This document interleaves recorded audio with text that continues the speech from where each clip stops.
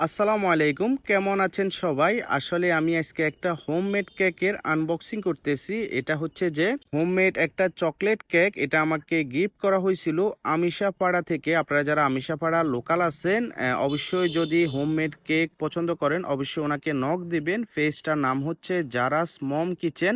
আর উপলক্ষটা হচ্ছে কিন্তু আমার পেজের 50K উপলক্ষে ওই আপু আমাকে একটা কেক গিফট করছিলেন। তো এটা আমি এখন আনবক্সিং করব।